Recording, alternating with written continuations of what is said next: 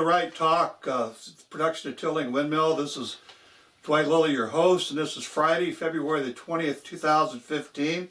And I have with me here Greg Dann, who is one of the few, what I consider experts in the Basin 162, Southern Nevada, and in fact, all throughout the state of Nevada on water issues. And I'm going to let Greg go ahead and explain his background, how he got into even being interested about the water situation down here. Now, anybody watching this or reading our blog knows that we've been on top of this story for months now, ever since Tilling Windmill first came into existence, and it's going years before that because of we have a serious water system. So I'm going to go ahead and turn it over to Greg. So why don't you explain who you are, Greg? How long you've been in the Pahrump Valley here? What your property situation is, and how you first got interested in the water question here. Well, thanks, Dwight. I'd be glad to answer that. I became interested in water out here in this valley approximately 30 years ago, 31 years ago. When I moved here, I had to have a well installed. It was for domestic purposes. Coming here from other parts of Nevada and California, we always had a municipal water supply, so I never gave it much thought. So when I came here, I purchased a well, had it drilled, installed a pump, and had a domestic well that operated. Well, then I wanted to do something commercially out here, and I found out in Nevada we have a water rights system, so I had to learn about water rights. And I purchased some water rights, so I had to learn about that and all the ins and outs. And then as time progressed and years went by, I started having problems with my water well, and I blew a pump. And the reason I blew the pump because the water table had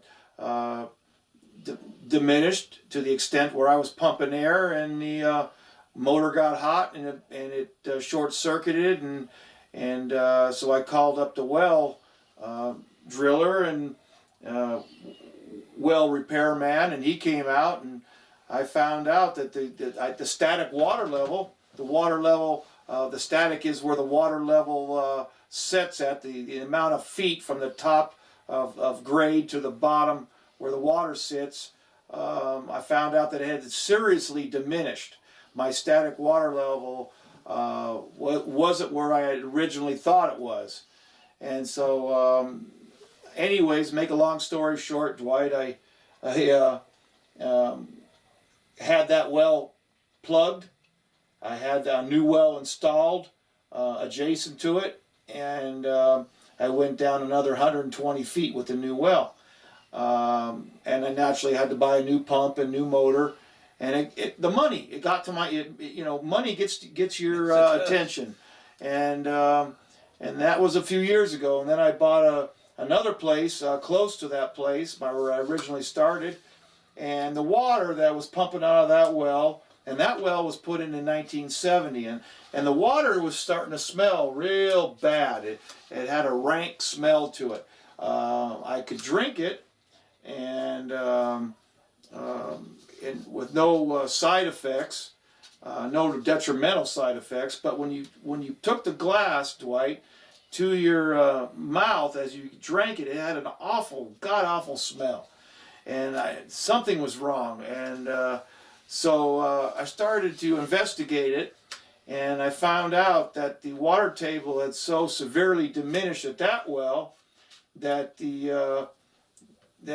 I was drawing surface water. And what I found out through other investigations with other wells out here also is before you're about to go dry on your well, that your pump starts pumping surface water, and all the surface water out here stinks. It has a foul odor to it. I don't know anybody that's gotten sick from this, but I do know that is the surface water, and it's a sign, and you better start listening. And so what I did, Dwight, is I just last year plugged that well and installed another well adjacent to that well. And guess what? No more foul smell from the water. As a matter of fact, I have less alkali in my water glasses that I drink of. If I leave a glass of water sitting on a table and it evaporates out, there used to be a hell of a film in there, a white film. Well, with the new well installed and the pump deeper now, it seems that there's a little bit of film, but nothing like it used to be, Dwight. It's cleaned up my water quite a bit. Let me ask you a question, Greg. See, I mean, you've been spending a lot of money on wells, and for the audience out there that they still might be on city water, or they might, here in Pahrump, we have Utilities Incorporated and the Haven water system down here. I think there's one other water system. There's three of them. Three. So they're pumping water to people as like a utility company. Like if you lived in California, in Los Angeles, or Salt Lake City in Utah, or Oklahoma City, someplace else, they're getting their water probably from a commercial utility company, whereas here in Pahrump, we're getting it like you said. Most of us are getting water from a well. So how much did you, when you started, I got two questions for you. How much money have you tied up in wells right now, and how much deeper are you down? How much has the water table dropped in the time you've been here, would you say? Okay, for the last question on the diminishment of the static water level in the area I live in town, because it varies. It's not a simple question to answer, but I could tell you for a fact in the area I'm living in, it's approximately 1 foot a year diminishment of the static. Just recently, some people on the south end of the valley had a problem. I went and investigated their problem, and comparing it to the state records, I found out they were losing about 2.8 feet per year for the last 17 years. That, Dwight, is a severe, it's a severe problem, and I'm in constant contact with those people, trying to help them resolve their problems. So when you found out all these issues, and you're trying to get water to your property, then you started probably interacting with the government. What got you to be so vocal? 'Cause for the audience here that don't know Greg actually goes out and does these static water tests for free to people in the valley here, and he's keeping records from different areas here so that sort of a log can be kept, like if we have the north end of the valley, what the droppage is there, the south end of the valley, and just different areas to try to get mapped. But how did you get into this becoming an advocate for water? And why don't you explain to the audience what committees you're on? You've actually volunteered your time. You're not getting paid a nickel for any of this. Tell the audience the committees you're on and what they do. Okay, well, I'm Dwight. I'm on the Basin 162 Groundwater Management Advisory Committee that was set up per the Board of County Commissioners in the Nye County Water District. Through their conversation with the State Engineer's Office, the Division of Water Resources State Engineer's Office, it was suggested that maybe we come up with a plan in this valley for water usage. We've never had a water plan in this valley since the beginnings of this valley. I thought that was a great idea. This valley, these residents out here, including myself, we need a plan. We need to plan for the future. We live in one of the driest places in the state, in the country, Dwight. We're very close to Death Valley, California. As a matter of fact, Pahrump Valley sits right between Death Valley, California, and Las Vegas, Nevada. We're in a very parched area. And so I'm on the Basin 162 Groundwater Management Advisory Committee. When a position or two opened for the Nye County Water District, I applied. I was accepted. I was appointed to that also. So now I'm serving on these two different bodies, both pertaining to water in Nye County and specifically Pahrump. And through this, I've been educating myself and trying to educate the public. So what does this water district committee do? What do they actually, when you go to one of their meetings, what do you the members charged with doing? Our What do you guys do? Our mission statement in Nye County Water District is to preserve, protect, and provide water to Nye County. Okay. That's our mission statement. And that's, I don't know what else to say about that. Okay, now, I know that because I know I'm sure some of the people watching this know Greg and have seen how active he is around here. And I know that you've been frustrated because you joined these committees thinking that, this is a way of solving the problems down here. And you've ran into problems, haven't you? Dwight, I've run into a huge resistance, and I'll say this, not by the public, not by the common resident out here, not from grandma and grandpa down the street, not from the children that go to school. I'm finding a resistance to the established way of doing things out here. That's where I'm finding the resistance. The things that were done out here without checks and balances, I think, even though they say there's checks and balances, I found really behind the scenes, I've not seen a real fair and equitable representation of the general public out here. Okay, when you say that, who makes up the boards? What kind of people are on there, and why wouldn't we be having fair representation, in your opinion? Well, on the first advisory committee I got on, the groundwater management advisory committee that was entrusted with coming up with a water plan for this valley. We have 3 utility companies on a 7-person committee. We have 3 of them are from the utility companies out here. Even though the majority of the people out here are on domestic wells, we have 3 people, each representing their own utility. To me, a more fair situation would be if we just had one person representing all the utilities. We have a contractor. We have me, an advocate for the people, an advocate for the domestic well owner. We have another person on there who's not on a domestic well, but also I think he's an advocate for the domestic well owner. We have another gentleman on there, a highly skilled retiree like myself, who has a lot to contribute. I would just say this.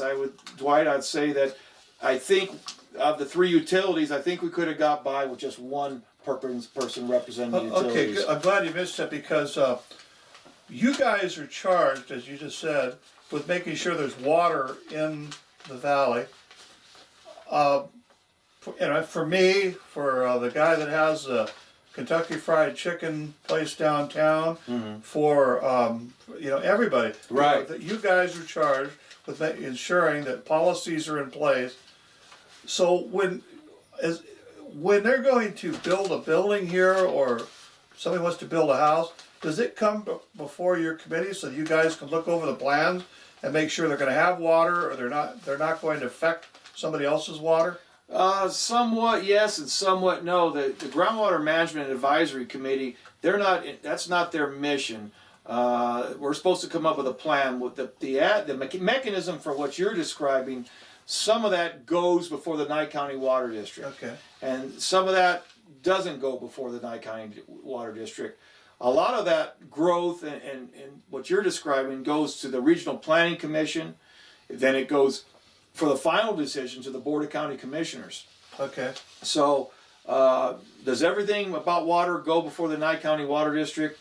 I think it should be, but I don't think everything goes there. There are some mechanisms, Nye County Water District, Board of County Commissioners. Those are the 2 government bodies that deal with water in Nye County. Okay, I think I understand now, because I was under the impression that when projects were being proposed, that they came before and got approval through the water district The I water, mean, I've heard that at the planning. I've Yeah. attended planning meetings, and they'll say, you know, the plan, it's before the planning committee and it needs to go to the water district or. some of the it needs to- things, okay, some so of the it's- things go to the Nye County Water District. Just about everything goes before the Board of County Commissioners. They're Okay. the ultimate say.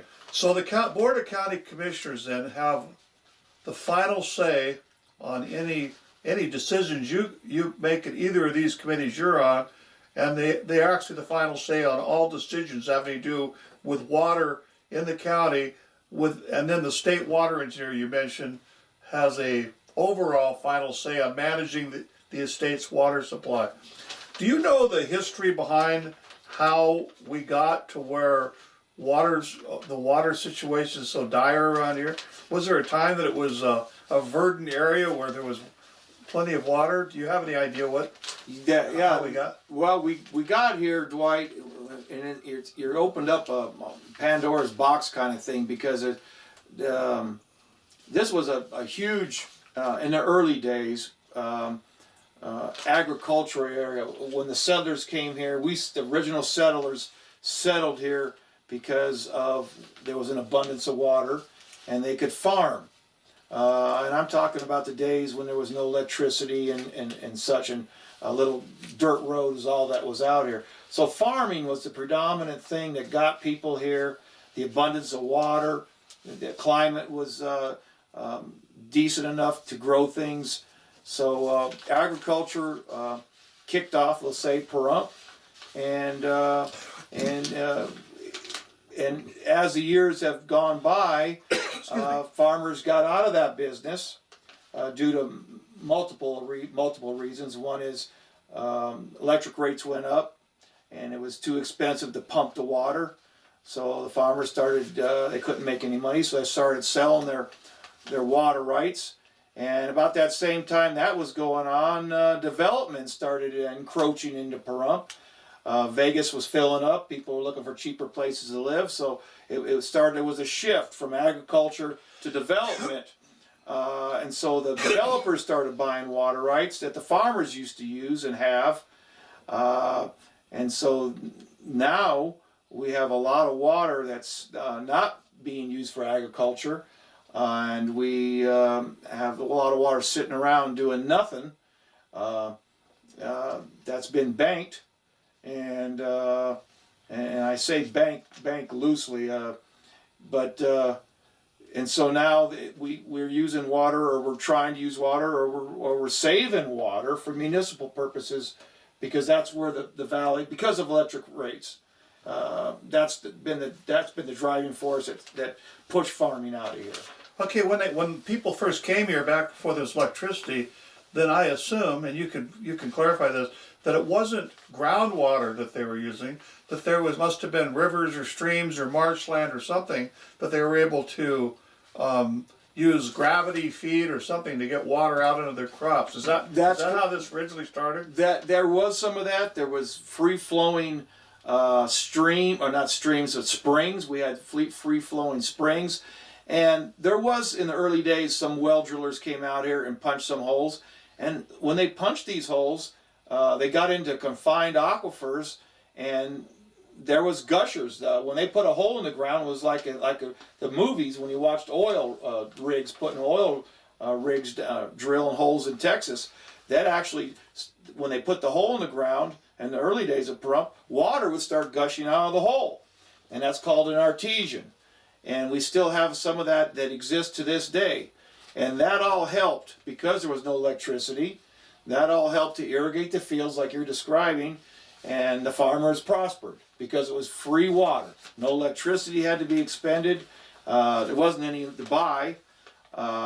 They did have some generators out here. They started bringing generators in, and that's kind of what kicked us off. You know, these guys putting these wells in, huge wells, casings that were 12-inch, 14-inch, 16-inch casings, and water was gushing. It was free. We can make money doing this, and that's what they did. Free water, huh? Free water. That's what they did. Yeah.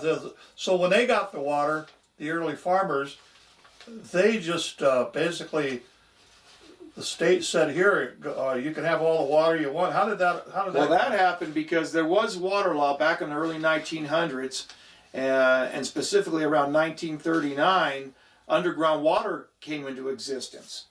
And around about that time, in the 30s and in the 40s, that's kind of, I don't know if it's coincidental, but Pahrump started to grow with farming in those days. And it was catching on, and word was getting around that Pahrump, you can grow stuff and you can make money in Pahrump. Economics is what took over. You know, people are always trying to figure out a way how to make money. And so 1939, the underground water law came into effect. And we started putting wells in the ground, and some of the wells were artesian, so you didn't have to pump those. Some of the wells they pumped, they had to put pumps in there, and they had to pump the water to the fields. And so in 1939, water law became underground water law became real. And so people applied to the state out here in Pahrump Valley for water rights for agricultural purposes, and the state issued for groundwater rights. because Pahrump is all underground. No. Even artesians is considered underground water, and so people applied to the state, and the state gave them permits and then eventually certificates of that water in the 30s, 40s, and 50s. For this, so they were legal, and the state could manage the water properly, and so they were issued these permits and certificates to pump the underground water for agricultural purposes. Well, one of the things, Greg, that I keep hearing, and I've even brought it up on previous programs, is that when the state issued these water rights for groundwater, that they over-issued the number of permits. The amount of water that could be pumped, as far as what the real supply was, because if you're going to pump water out of a well, then it has to be replenished somehow. It just doesn't appear. So that each year there's a certain amount of water that comes back into the ground from rain or from snow packs in the mountains. As I understand it, the figure is something like 5 times more water permits are issued than there's actually water. Isn't that true? That's correct, Dwight. I'm glad you touched on that. This basin 162, as it's been identified by the state at the state engineer's office, has been heavily overallocated by the state. The reason why it was over, and we're not the only basin that has this problem. There's been a prevailing policy and attitude from the Division of Water Resources to promote economic growth, to promote people that wanted to come out here and homestead and start a life. Nevada was, because of the climate and the lack of water, was basically an undesirable place to go. Why would you want to go to Nevada when you can go to California and things are green and the weather's better? It's so the state recognized this need, that we needed to get people out here, and so they help people settle. They help people homestead. I remember back in the 70s when I moved to Las Vegas in the mid 70s, that there were still articles or ads in the paper that you could still homestead in some very undesirable places in the state of Nevada back in the 70s. They were still advertising for people to homestead parts of Nevada, undesirable places, because they still wanted people to come and move here and develop and have economic development. So the dollar drives everything. The dollar is usually what drives it all, and in this Nevada, this is also. So yeah, you're right. Okay, Okay, now let's take a look at the domestic wells. One of the figures that I heard repeatedly the last, as I've gotten involved, is that in 1970 there was only about 100 domestic wells in what we call the Pahrump Valley here, and at that time there was very few people here. And then the population grew up up until the recession in 2008. There was almost 40,000 people here in the valley, and the domestic wells went from that 100 to about 11,200 plus domestic wells. And now that there's a water shortage or should I say there's a water problem because there's less recharge into the basin, the people that have the old water have a preference over the people that have the new water. Can you explain to the audience something about that? Yeah, we here in Nevada in the early days, and it started in the under surface water law. It didn't start under underground water law. What you're referring to is a data priority, and the data priority it's a fair system if it's implemented fairly. And what I mean by that is in the early days, if two farmers were pulling off, or two miners were pulling off the same stream to mine or to grow a crop, because they didn't have Walmarts and Smiths, so you grew your own food in the early days in Nevada, or you had cattle, or you had goats, or you had sheep, or you had chickens. You had you farmed. People farmed. And so if one person started pulling water off the little stream, and he's pulling water off the stream, and then another guy, he comes later, 5 years later, and he starts pulling off the water off the stream. Now you have two people pulling water off this stream. Well, a drought comes.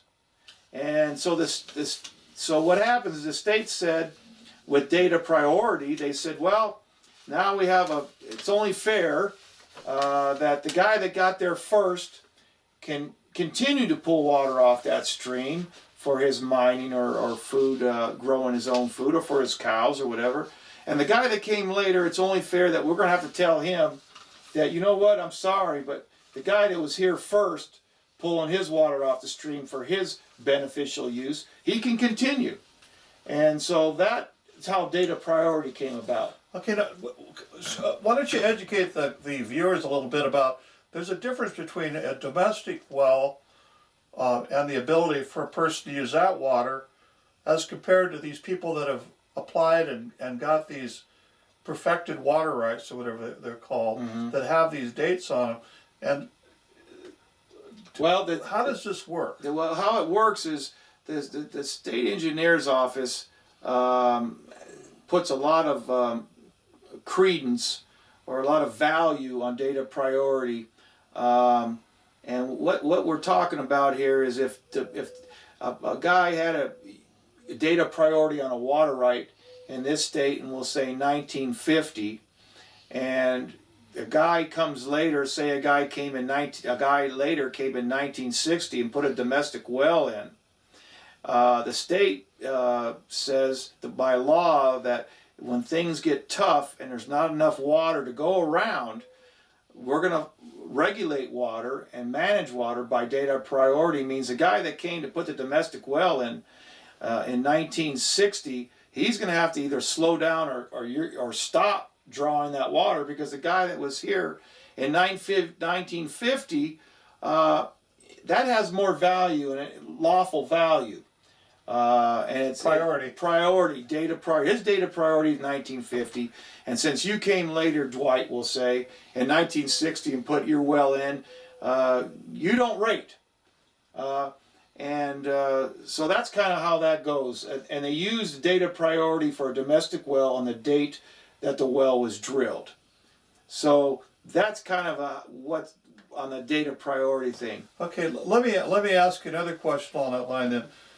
If a farmer is no longer farming this land that he used to farm downstream, or the guy that was upstream, or the miner that was downstream and the miner's upstream, and they haven't used this water for 30 years, are they just allowed to do that? Can they keep a priority date over you or me that came much later, and we purchased a piece of property and we had a driller put a well in, and we've been using the water right along, and we have horses and chickens and we've got gardens and we've planted landscaping. Does that guy still have priority over us?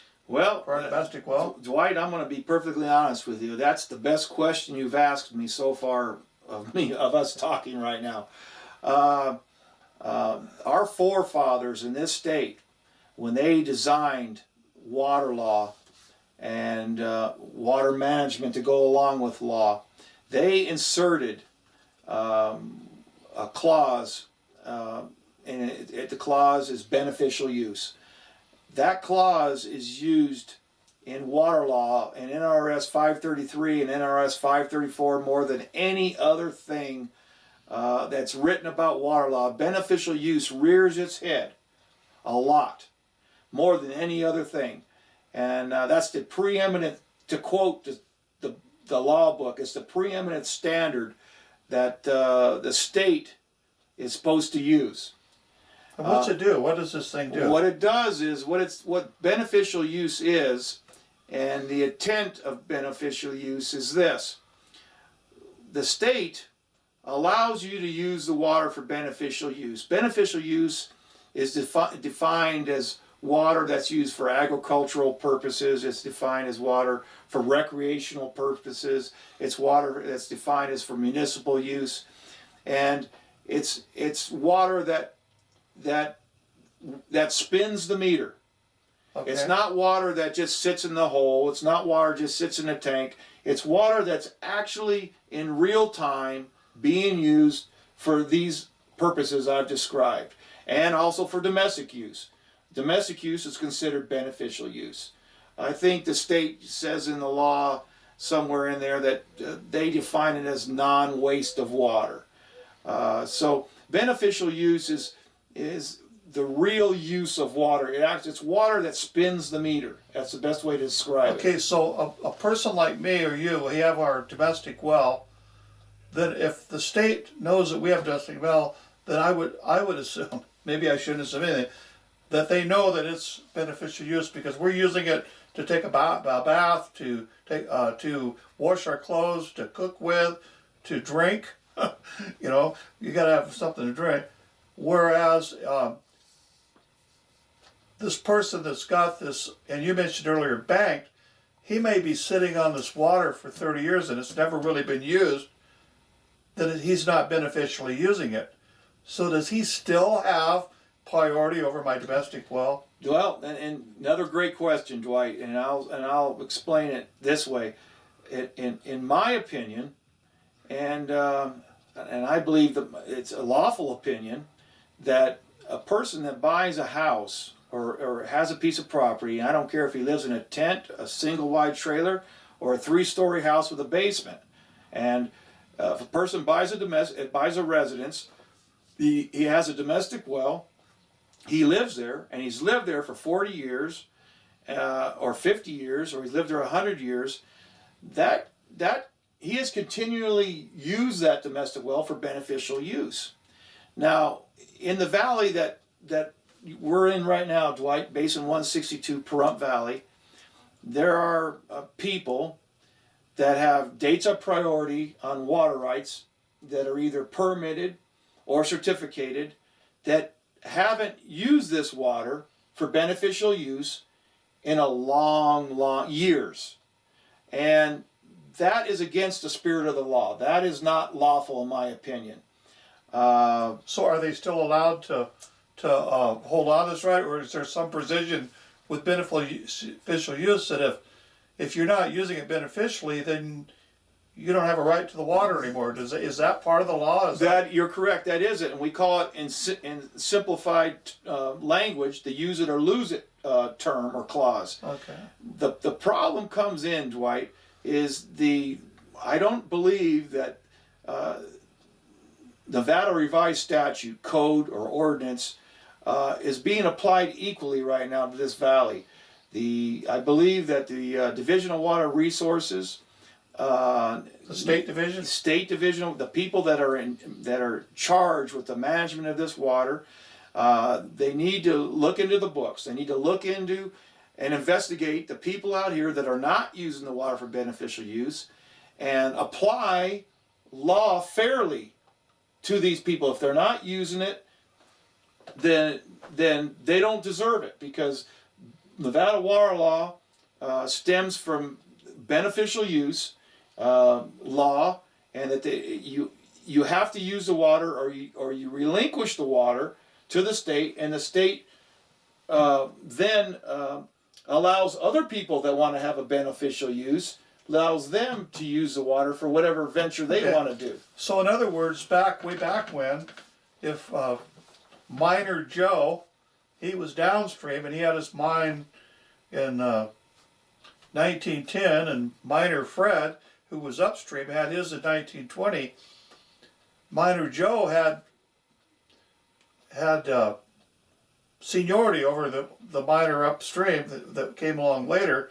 But if Miner Joe was to quit mining, move away, then that he lost that seniority. That's the theory behind it. That's correct. Because he had quit beneficially using the water, and the state would then say, well, you can't come back 20 years from now and just pick back up and say that you still have seniority over the guy upstream. You abandoned it. That's I guess correct. that would be a term. You abandoned your beneficial use. That's correct. Your seniority. The way the law reads, and not just the way it reads, the intent of the law, even to this day, if you abandon or you quit or you forfeit or you just don't do what you said you were going to do, what your application says that you filed with the Division of Water Resources, and you either die or you go away or you just quit, then that water that you had use of, that should be relinquished back to the state.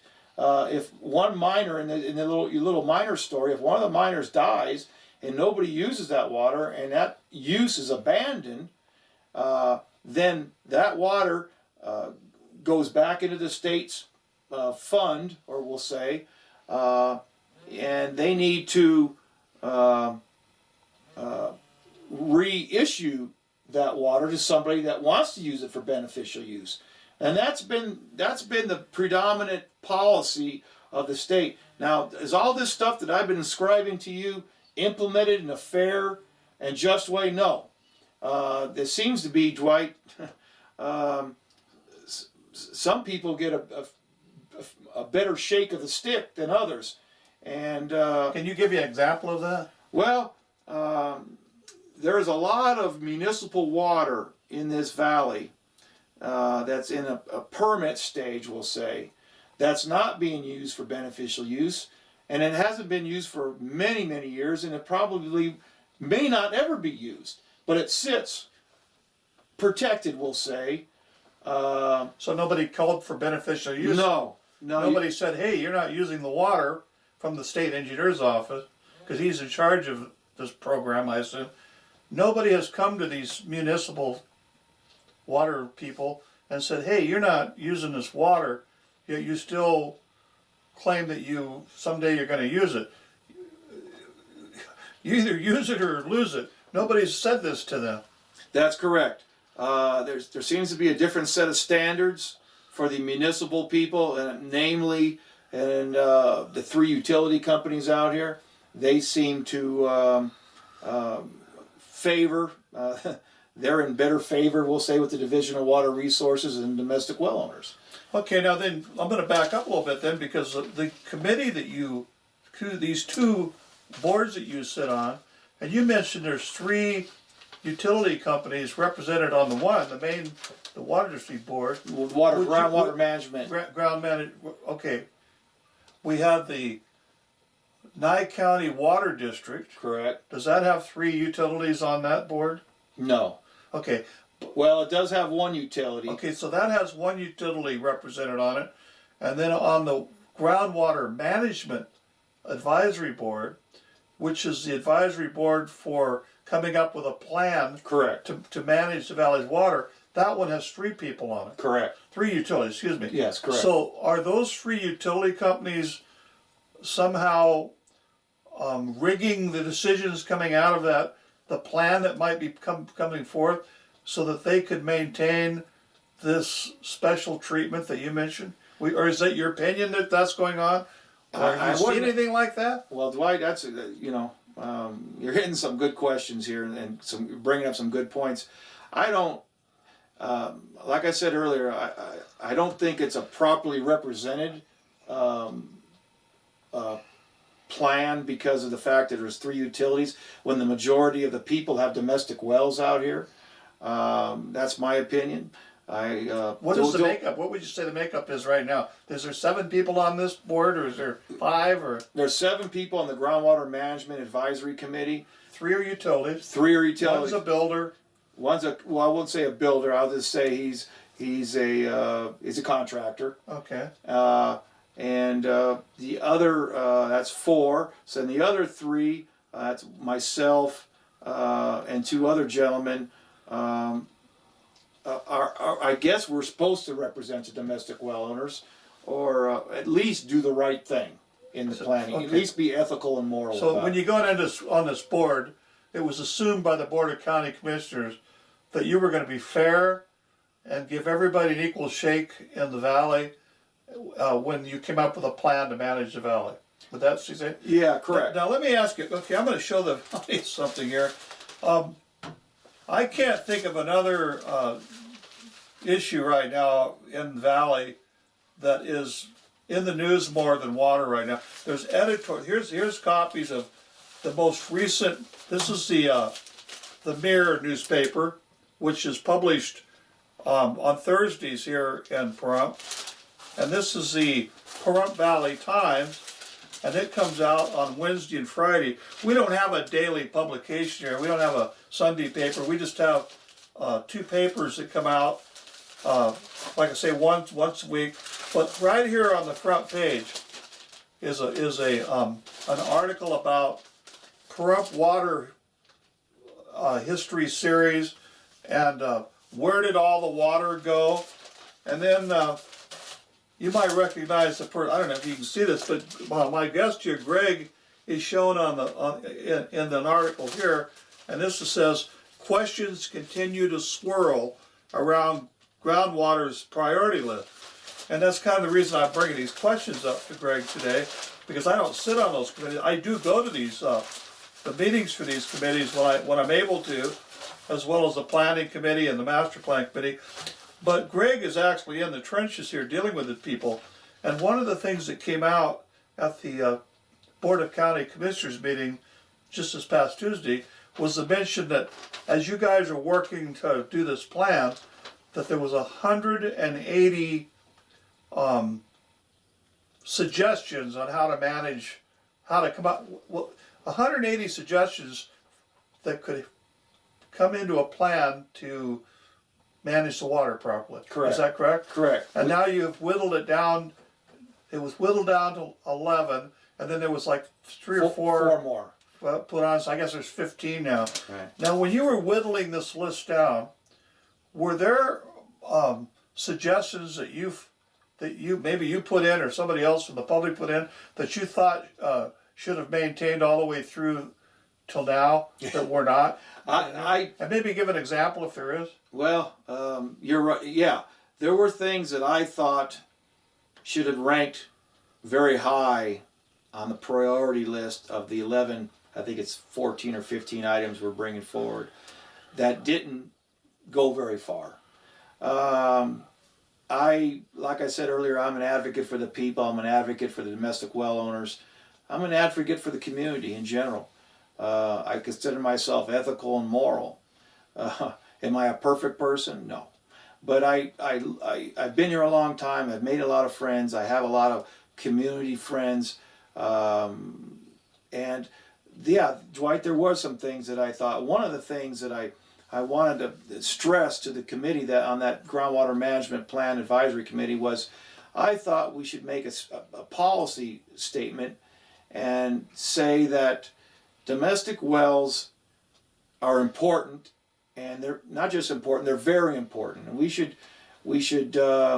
protect them, and we should protect, because the majority of the people that live here are on domestic wells. So you got to remember now that we have 11,200 so-called domestic wells out here. Is every single domestic well being used right now? No.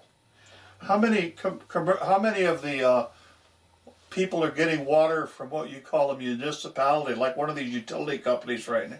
You know what? I don't want to answer that because I don't have that answer. I've heard 3 or 4,000 There may be customers. I'm not prepared to answer that, Okay. Dwight, so I can't say. But you would say, and I think you'd agree with this statement by me, that let me back up here. Like I said earlier, there was about 38,000 people at our heyday here in Pahrump. And putting that into perspective, there was about 48,000 total people living in the county. And this basin 162 does it take up most of the county, this particular water basin? Or is it just down here in the south end? No, the hydrographic basin 162 is just in the Pahrump Valley proper. Okay, but of the basin 162, most of the issues are in basin 162 in the county, because this is where The population. about 30-some thousand, maybe there's 30,000 people now live. And then I noticed in looking some figures the other day, right now there's around 41,000 and some odd people living in the whole county, and of that, about 30,000 of them live here. And in the makeup of these committees, how many people live in Pahrump down here in Basin 162, and how many people live on those committees that are not in Pahrump? Well, Not in 162. okay. Some of the figures I've been looking at, and they vary year to year because of the economy. I think one of these sources I looked at was approximately 35,000 people live in Pahrump, and add another 3,000 for the whole county. And Okay. you got to remember, and your listeners need to know, that Nye County. So we're talking the total county has about we'll just say 38,000. For the whole county. Yeah, for the I whole heard county. 41, but maybe Yeah, it's 38 and now. that number changes, and say, so of the 38,000, we'll just say, I mean, it's not an exact number. Of the 38,000 live in the whole county, 35,000 live in Pahrump, and we'll just say, and you have to, in the total context of all this, you have to remember Nye County is the third largest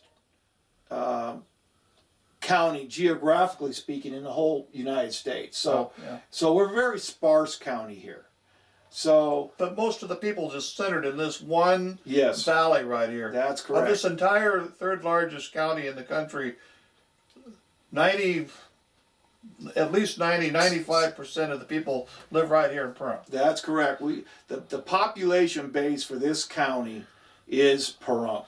Okay, and the wells of all the county, all the wells in the county, most of them are right here in Pahrump. That's correct. Most all the pumpage of this county Is here. is here. There are other operations, mining operations in the county that pump quite a bit of water, and there's some mining operations in the county that are big that actually dewater, that pump water so they can perform their operations and make money, gold mines. But most of it's right here. But most of it's right. So these committees that you sit on, are there people outside of Pahrump on the committee? Yes, there are on the specifically on the Nye County Water District. Of the seven members on Nye County Water District, two, after in my investigation into who's living where, I have found that just two people actually live in Pahrump that are on the Nye County Water District. Just two live here. Yes, of the seven. How, and this is what would be, I'm sorry, Greg, I have to smile about that, because this is a committee that is managing the water for Nye County. Mm-hmm. Over 90% of the people live in Pahrump, but only two people on the committee live in Pahrump. That's correct. So how is this an equitable way of managing the county? Well, way it was explained to me early on is because it's a committee for Nye County. It's not a committee for Pahrump Valley, that this would be appropriate. Now, In your opinion, it's appropriate? No, in my opinion, it's not appropriate because right now all the decisions that are being decided for the county all have to do 90% of the time, 95% of the time, have to do with Pahrump.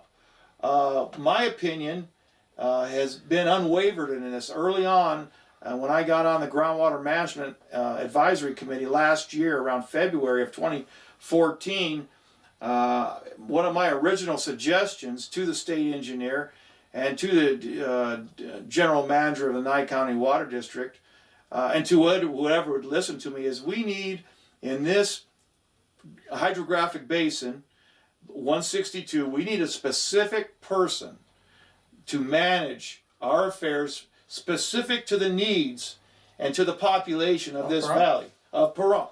And we don't have that. And we do not have that representation out here. Okay, of the person that's the chairman of this this committee, he is it not true he represents a utility company? On the Groundwater Management Advisory Committee, the chairman of that committee, which has been in existence about a year now, he is actually manages a utility. That's correct. Okay, does he have a well or does he have municipal water? I think, I don't know for sure, but I think he's on municipal. I would think assume he lives he's on in it. a- Yeah, I would assume that. I was just wondering if you could. Okay, and so to me, I'm going to ask you this question. Yeah. Do you think we would have a better ground management plan, a better water plan for the valley if we had what would be labeled a Pahrump Water District, made up of people that lived in Pahrump that would manage the 162 basin? Or does the basin include Armagosa Valley and Beatty? No, our hydrographic basin does not encompass Amargosa Valley or anything else. Okay. It's a specific. Early on, I saw that we don't have a go-to person in this valley for the state engineer to go to and interface with and decide things. We don't have the proper mechanism in place for communication with the state engineer, communication with Southern Nevada Water Authority. I think things could be handled a lot more efficiently, and a lot more. It would cost a lot less money if we had one person that we tasked them with groundwater modeling of this valley, with having conversation with all the players in this state, with somebody that the Board of County Commissioners. Like a czar. Yeah, that's a good description. A czar. One person that could do this. It would expedite everything. It would make things easier. The public would actually have somebody to go to and ask questions, because when you get into the world of water rights in this state, it's very complicated. And most people don't know all the ins and outs of Nevada water law. People are learning now. But we have a great need for somebody to take the bull by the horns, start modeling, figure out what the behavior of water is in the valley, and actually help people. What is modeling? Modeling is and it's done now with computers. And what it is, it's you input all this stuff into a database. It's software. It's a piece of software is modeling that. And what you do is you get somebody that's somewhat computer literate. You input all these numbers and static water levels and other pertinent information into this software, and it actually gives you a 3D picture of what's going on your computer screen. Ongoing, and it can be and it can go, and it's real time. Where do you get this computer? Is there a computer program like that? There is. I've been talking to people recently about it. I just found out Nye County Water District has a software program. It's not being used. I don't know why. It's not being used? Yeah, it hasn't been used. I don't know why it hasn't been used. So we have the ability to do a modeling plan. We don't have anybody that's doing the modeling plan. That's going to take me to the next question. You mentioned static. In this one newspaper, the Pahrump Valley Times, it shows you standing with A water tape. A water tape. Correct. And that's used for measuring static water. Correct. Is there anybody else but you using a water tape to measure static water? Well, there is. The Nye County Water District has a program where they do measurements on static measurements on wells in this valley, and some static water level measurements in other little basins surrounding us. Yes, they are. Okay. Is there a place a person could get the information? Is this information compiled somewhere where it could be put into this modeling program? This information is available. I don't know if it's available to the general public or not. I can't say that. But it's available. The Groundwater Management Advisor Committee was given a binder when we came on about a year ago, and some of that information was in there. When I looked through it a year ago, and then I started asking questions and making inquiries, I found out there was a big disconnect out here between the Nye County Water District and the general public. And the disconnect had to do with education on water rights. The disconnect had to do with information on domestic wells. The information had to do with the static water level on people's domestic wells. And because of the many problems I had with domestic wells out here, I didn't want to see the same problems happening to others in the community.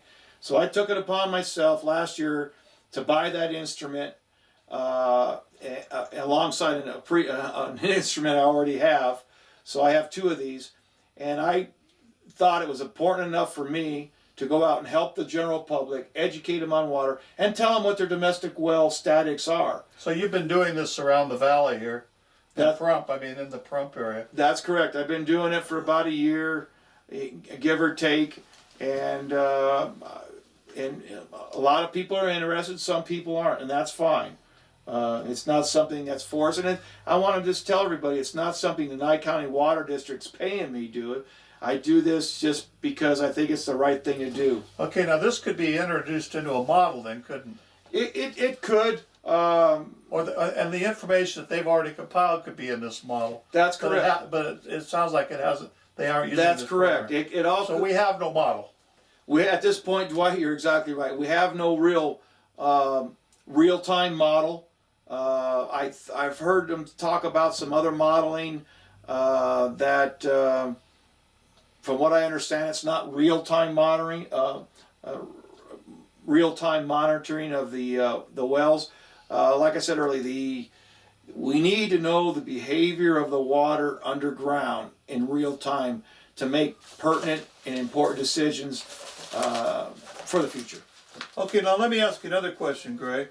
There's been talk about water meters. I've attended several meetings, and commissioners have stated that, Nye County commissioners, that we need people putting meters on their wells so we can tell what usage is going.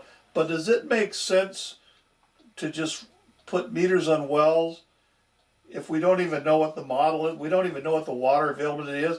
And secondly, this plan that you guys are putting in, this water management plan, does it make any sense to formulate a plan if you don't have part of the plan being taking into consideration what the true model of the valley is? And shouldn't there be maybe I'm getting wrong here. Shouldn't there be an item in there that says the south end where the problem is, that we should have something focused to help those people in the south end where the water wells have been going dry, and maybe not necessarily somebody in this other area where it's not critical yet, they still have plenty of water there, that we really should be focusing the plan to begin with on where it's really needed to be managed. Yeah. And then gradually bring everybody up. But this isn't in there, is it? There's nothing in the plan. No, the plan is, let's just say, in my opinion, lacks some real meat and potatoes. And there's some things that I've seen in the suggestions by the state engineer's office that we should address, that there's been a huge reluctance to be addressed on this engineer, on these suggestions by the state engineer. Could you give an example? Well, it seems to me there was like 3 or 4 the last time I looked that had to do with the utilities that's a state engineer wanted us to address, but there's been a reluctance to address them.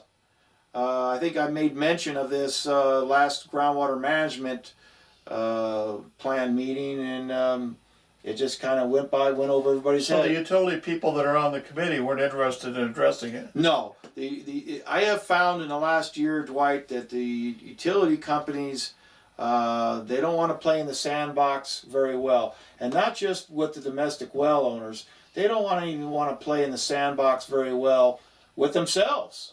And that's kind of where I'm seeing after 1 year doing this. So with this makeup of this committee, our chance of having a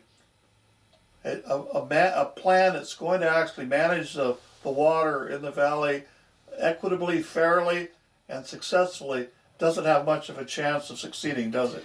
At the present, where it is presently, the best way for me to describe it is it's a weak it doesn't have the meat and potatoes to it, and also I don't see a real fair implementation of the program.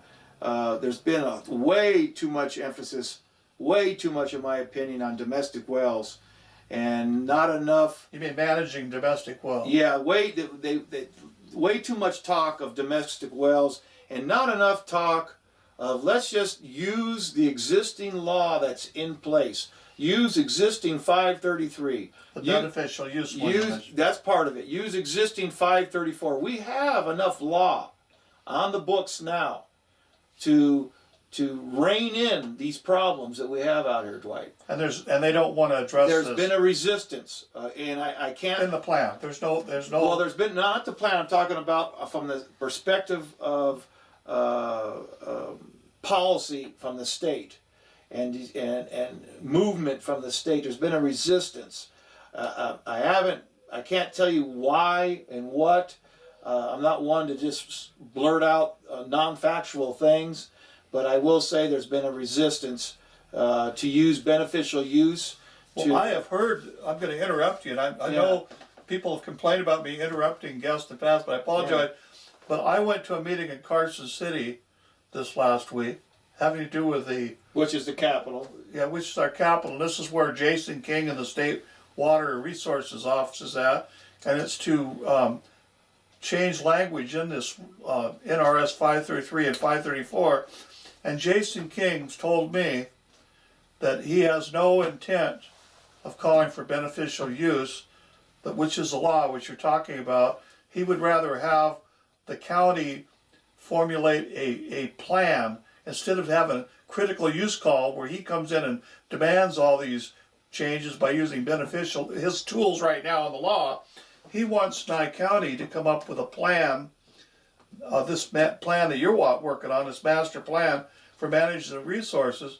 But if the plan is not going to manage the resources, and he's not going to call for beneficial use and do it himself, then we're not going to have the water managed properly, and it's going to be business as usual for the utility companies and for the developers, and we're going to continue to overdraw water in the valley and even put more wells in the valley.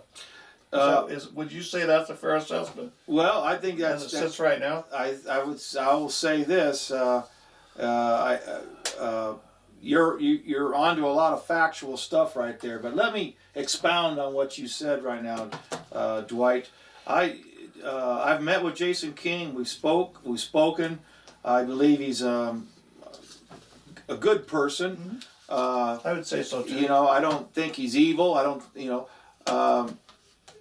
Jason King is in a very bad position right now because his predecessors, past state engineers, Division of Water Resources engineers, past policy has left this guy in a very bad way. He inherited this problem. And I wouldn't want to trade positions with him for $1 million right now. Yeah. And my heart goes out to Jason King, and I think in his heart of hearts, I really believe that he wants Pahrump to resolve their problems. And guess what? I'm on board with Jason King with that. I want Pahrump to resolve our problems. Everybody in Pahrump would want that. We've created our own problems with through real estate pirates and water rights pirates out here. They have pillaged this valley. They have plundered this valley. A lot of these people made money and left. Just came in and sort of, like carpetbaggers came in exactly. and threw housing developments in and Yeah. used the water and took off with the money, and we're stuck with the problem. That's correct. Those of us that are left living here. That's correct. And not only are we stuck with the problem, Jason King and the state engineer's office is stuck with the problem. So it's a hot potato that's just here. I don't know what to do with it. I don't want to use the state law to come in and demand this happen, because it could disrupt your entire valley, and you guys fix it. Right. And so the Board of County Commissioners set your committee up, this groundwater management committee. Here, you guys come up with a problem, a plan that we can solve this problem, and yet when they put people on the committee, they say that the only people that came forward and volunteered to be on this management plan were the current makeup, the 3 utility companies and the developers and so forth. Whereas I don't believe that's true. I've known other people that have tried to get on that committee and were never invited on the committee. So I'm just going to say, it seems like it's a rigged committee to me. Well, I will say... I'm going to be blunt about that, folks. Yeah. The Board of County Commissioners claims that the makeup of these boards are equitable. They represent the people. They represent domestic well owners. But it sounds like they're made up of people, in one case, from out of the county. Out of our town, that are on the committee, and that the makeup of this plan committee is made up of special interests. I will say, the Board of County Commissioners of the county appoints all the members to the advisory boards and committees, and they appointed everybody in the groundwater management advisory committee. They appointed everybody in the Nye County Water District.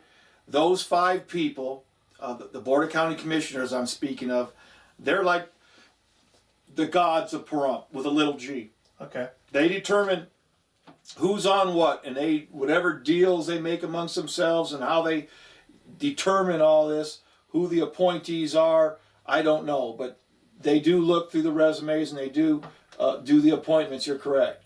So whatever the course of history takes us on this going forward here, then the buck stops for the Board of County Commissioners. They are the ones that chose the makeup of the committee. They will be the one that will vote on the plan and try to sell the state engineer the plan. And then that plan will determine the fate of domestic wells and commercial operations in the valley.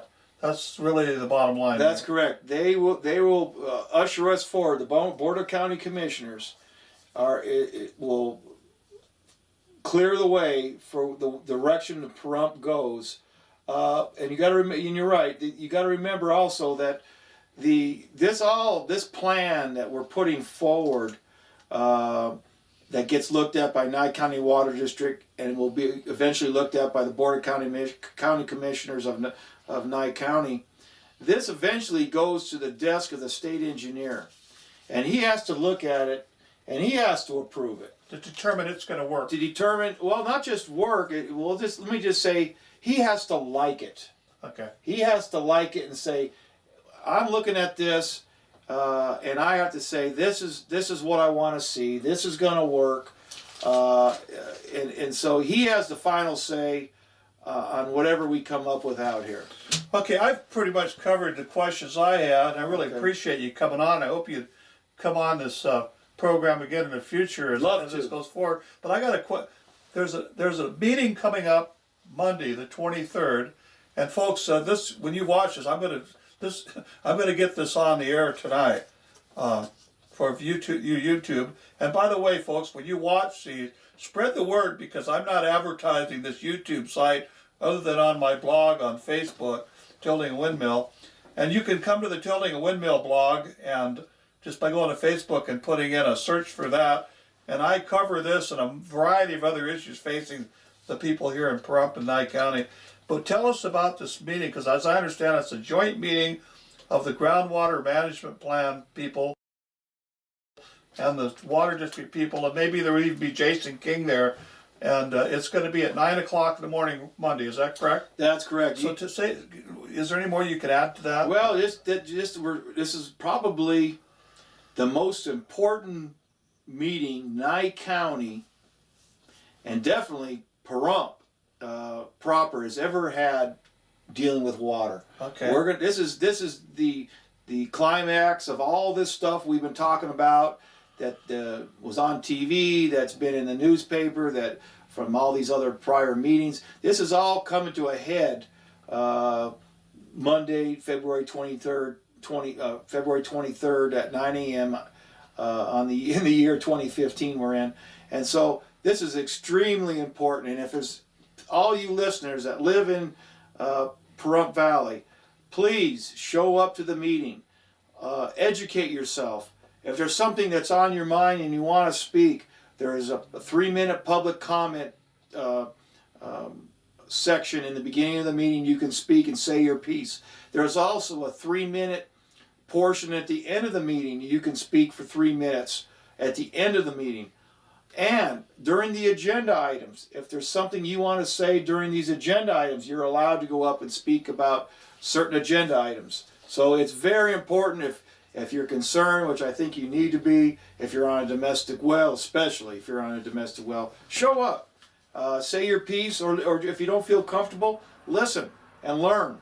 Okay, let me add one thing to that, folks. If you go to the Nye County website, I believe it's www.nyecounty.net. You can go on the left-hand side of the opening page to the website.